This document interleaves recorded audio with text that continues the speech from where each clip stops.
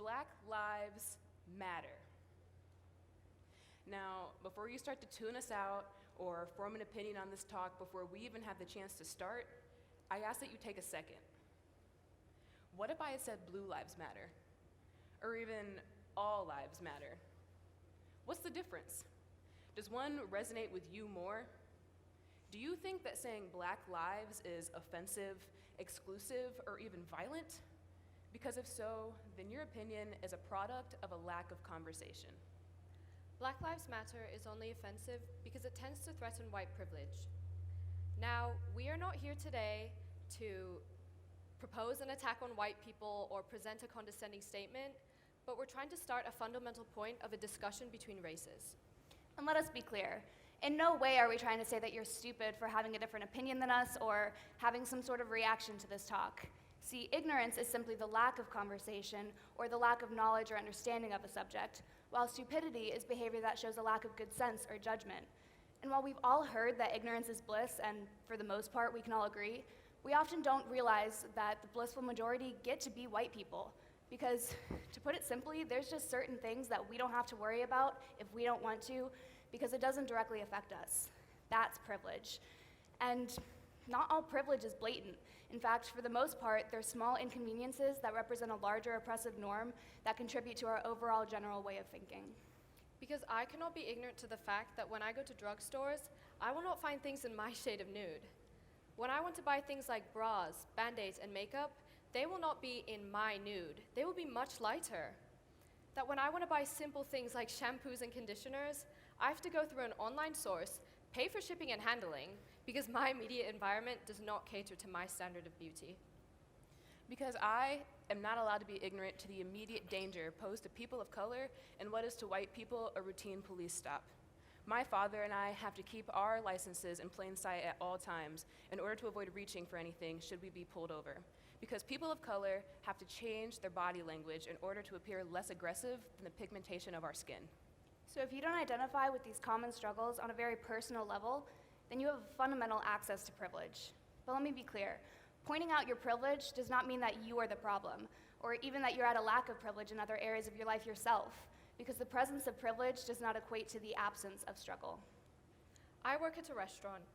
I was told by my boss that I either need to straighten my hair or cover it up, because my appearance may put off customers. But then on the other hand, white celebrities go out and wear hairstyles that people of color have been wearing for generations, and they are praised by the media as being edgy trendsetters.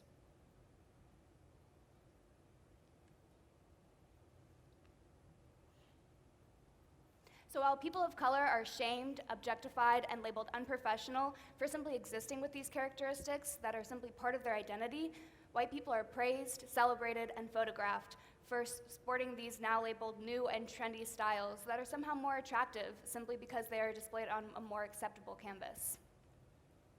So, while cultural appropriation can certainly be classified as an aggression, there are much more subtle ways that one can undermine cultures and races, and this is through something called a microaggression.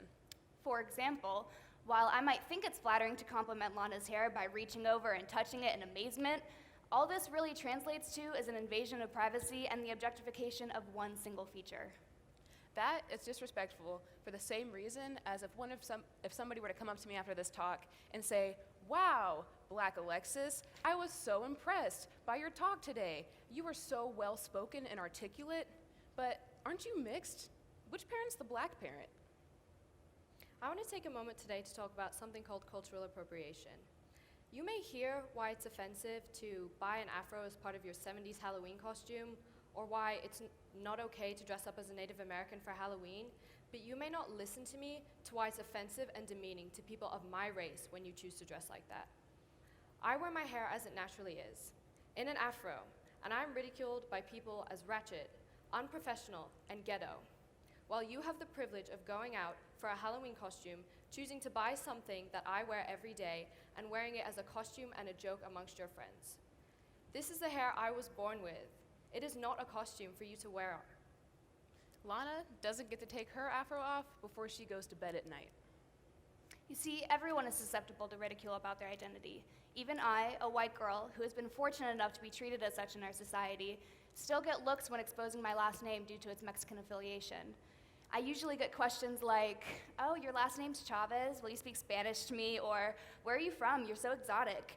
And when I respond with a simple Ohio, usually it's met with, But where are you actually from? and while you may not mean to offend me or any number of people by saying this, this doesn't excuse the fact that this is now how it is received. Because the most important thing to remember is that intent and impact are not the same thing. So, a black woman, a white woman, and a mixed woman are all standing here before you today to emphasize that white privilege isn't just a white issue or a black issue. This is a human issue. I don't want to have to grow up and give my children the talk that people of color have been familiar with for so long. All lives do matter. But we need to take the time to focus on the ones that have been abused, neglected, and misunderstood for so long. Thank you. Thank you.